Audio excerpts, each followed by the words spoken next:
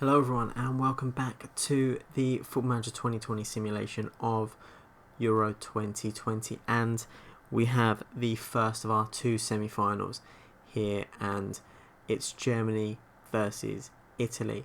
And Germany have been led by an incredible Toni Kroos. 5 straight man of the match performances for Toni Kroos in the tournament, as Germany have looked really, really good in the tournament. They did go to extra time against Norway, so there might be some tired legs out there against Italy. But Italy yet to concede a goal in this tournament, and you've got to say two of the two top performing sides here in the tournament, and only one of them will be able to go to the final. And I think whoever wins this is favourite for the final. Portugal and England especially have played very, very well, but in terms of the quality in both of these teams, you've got to say Germany have some unbelievable players in their squads. Same with Italy, but let's take a look at the teams, see how they line up for this game. And I can't wait to get into this. It will be an absolutely fantastic game, as Germany line up with a 4-3-3, same as they have done for the whole tournament. Neuer in goal, Klostermann, Rudiger, Süle and Gosens in their back line, with Emre Can anchoring the midfield with Toni Kroos and Kai Havertz in front of him. Leroy Sané on the left, Julian Draxler on the right with Mario Götze up front. Italy, on the other hand, line up in an identical formation, 4-3-3, as they have done all tournament, with Donnarumma in goal, Lazzari, Mancini, Chiellini and Emerson in their backline. Jorginho anchors their midfield with Verratti and Barella ahead of him. Insigne on the left, Bernardeschi on the right, and Politano up front, as Immobile has dropped to the bench. And some interesting tactical choices from both sides here. Neither side going with a recognised centre forward, with Politano usually operating as a winger or attacking midfielder. And same with Mario Götze as well. He's being used as a false number 9 in some of the games so far. But both sides operate through their attacking wing backs, through their wingers, and try and carve out opportunities that way. Italy, their main objective today just has to be shutting down Toni Kroos. He has been incredible this whole tournament, dictating everything that Germany do. And if Italy can stop him, they have a chance, as it's Italy on the balls. Verratti finds Lazzari, and he's pulled that back to Bernardeschi. Now Politano, Bernardeschi exchanging passes, but that's straight at Manuel Neuer. And I think that's where not having a number 9 might hinder both of these sides here, as Politano really could have turned and taken a shot. He was more central than Bernardeschi was on that right hand side, and just made it a little bit more difficult for the shot to come through from Bernardeschi. But Sané heads it over to Götze, and that's just wide. Clipped the edge of the post from Götze's volley, as Insigne has a free kick, and that's a good save there from Manuel Neuer. But pretty mild half so far. I think both teams just trying to figure each other out here, but Italy getting their shots on target, but Germany dominating possession here, 64%, and this is where Toni Kroos will come into his element, as that ball's been cleared. Now Sané's header was headed over, but if Toni Kroos dictates that midfield, then we're going to see Italy struggling, as Havertz clears that ball in from Politano, and Gosens is running down that right hand side. What can he do from here? He's not usually on the right, he's usually a left back, but still surging forward as Sané comes into the box, and that's a great save from Donnarumma to deny Leroy Sané, who broke free there, and that was Germany's first effort on target, as Kroos, his ball is met by Süle's head, and that's over the bar as we approach half time here in Wembley. And there's the half time whistle, and you know what, Germany with 63% possession, they're dominating the ball there. Toni Kroos again probably dictating everything that Germany are doing, but they haven't been able to get really anything on target. Just Leroy Sané's effort was the only thing that they've got on target. But Italy, they've been countering pretty well. 4 shots, 3 on target. Need to keep up that level of performance. Get those wing backs forward when they're on the counter attack, and maybe they'll have a chance. The lack of Immobile and Timo Werner on both sides might come back to hinder them at some point, but if both strikers can come on, they might be able to change the game for their sides as we go into the second half. And no change from either side, so they're going to stick with that whole false 9 system as Sané goes past Bernardeschi and Gosens is on that overlap. He's pulled it back to Toni Kroos. Now Leroy Sané. Gosens now. Again back to Sané. Gosens into Kroos. Found Draxler and nodded that down to Havertz, and that's wide off the near post. Good football there from Germany to kick off the half, but can they create some actual decent clear-cut opportunities as Italy putting Immobile on and Zaniolo for Bernardeschi and Politano as Werner comes on for Mario Götze. Both sides not waiting around to put their set number 9s on as Werner picks up the ball. And which one of these centre forwards can make the difference here for this side? Immobile has scored 3 penalties in the competition so far, but he hasn't looked too good from open players. Draxler really should have done better there from that header. He wasn't too far away from goal. And Germany with only 1 shot from their 11 on target as we're halfway through this second half, and there's not been too many highlights here as Pellegrini comes on for Barella. Germany still haven't made too many changes now, but they are looking a little bit tired here. Toni Kroos putting the ball, he does. Rudiger's headed that in 10 minutes from the end, and Italy have conceded their first goal of the tournament, and it's Antonio Rudiger with the goal, Toni Kroos with the assist. What a ball in this was by the player of the tournament. Rudiger rises to get it, and Italy could be crashing out here, but they have a corner. Insigne swings that in, Klosterman clears it out, only as far as Jorginho. Now Verratti into Insigne. Emerson finds Verratti on the edge of the box, that's been blocked. Kroos can clear, but it's only as far as Lazzari. But Italy really starting to press forward now. They were hoping to take that into extra time as Zaniolo's been pushed in the box. And can this be a lifeline for Italy? Immobile has 3 goals from the penalty spot. Can he make it a 4th and equalise for Italy? He does.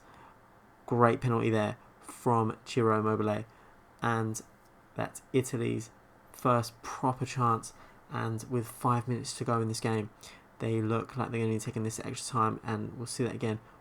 Neuer goes the right way, but it's driven directly into the back of the net. There's no way keeper's getting onto that, as there's 5 minutes of additional time plus the 1 minute left of normal time to play. As can either side get a goal to take their side through to the next round? Germany will want to avoid back-to-back games going into extra time, but Donnarumma tips over Gosens' effort. Great effort there from the fullback, but wins a corner out of it, and it's Toni Kroos to put this in.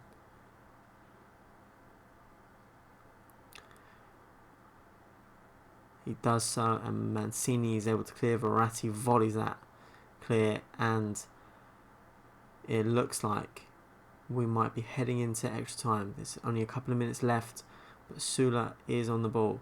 2 minutes left of additional time here as that ball forward is found to Immobile. He's on his own. What can he do from here?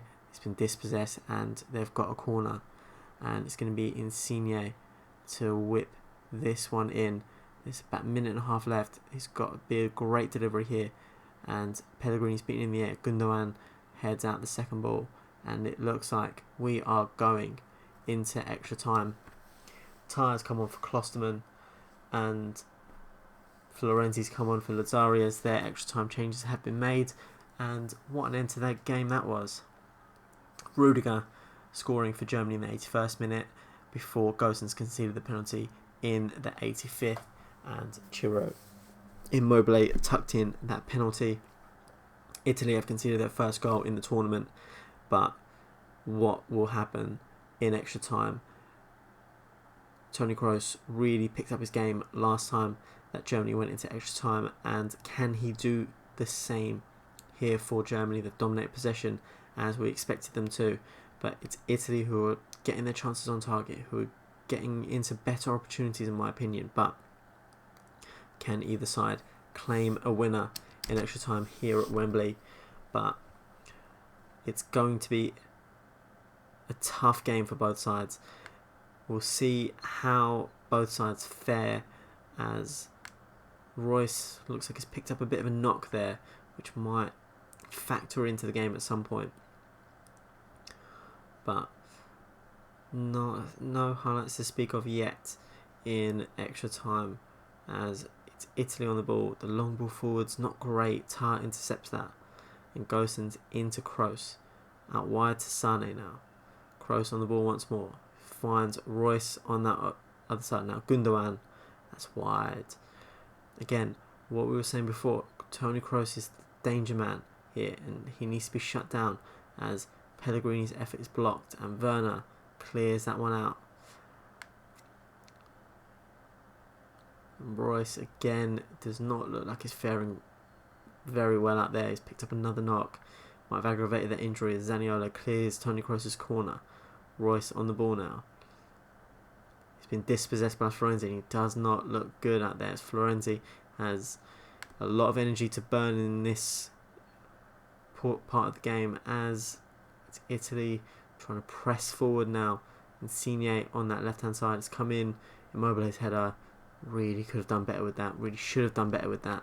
But that's half time here in extra time, and interestingly, it looks like Royce has been moved to centre back because of his knock, which might aid Italy at some point. It's a really interesting decision that. I think they just want to leave him there, but if Italy can get behind him, if I was Ciro Immobile, I would be on Marco Reus just to aggravate him.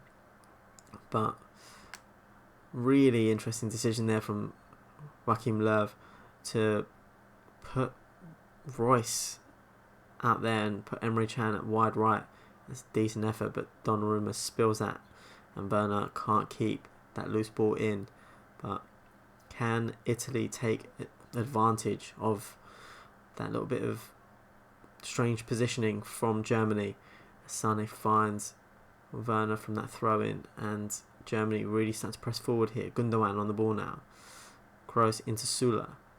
Sane now. That's been blocked. Kroos on the ball once more. Now Emre Can's header in the back of the net, but the referee has his flag, well, the linesman has his flag up, and VAR has ruled that out for offside, and we'll take a look at that once more. Kroos into Sane, and just offside. It was a great ball from Leroy Sané and a great header from Emre Can, but it was just a fraction too early there.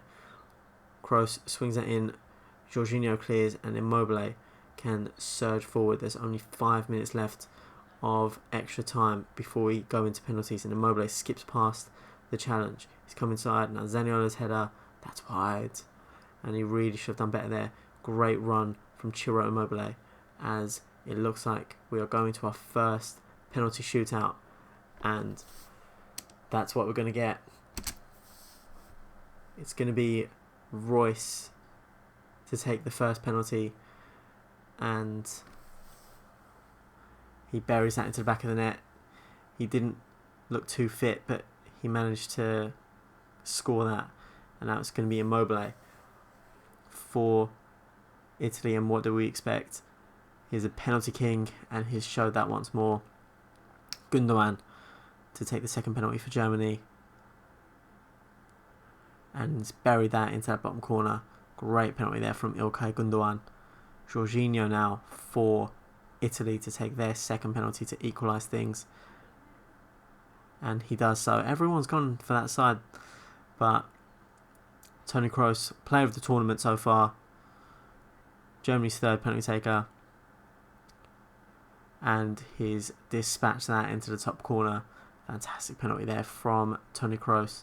Verratti will take Italy's third. And again, going for that bottom right corner. And we haven't seen any slip-ups so far, as Timo Werner will be Germany's fourth penalty taker. And that's a poor one. You'd expect a striker of his quality to be burying that. And Insigne to take advantage for Italy. And he's scored with help from the post. And this is it for Germany. If they miss, they are out. And it's going to be Emre Can against Gianluigi Donnarumma.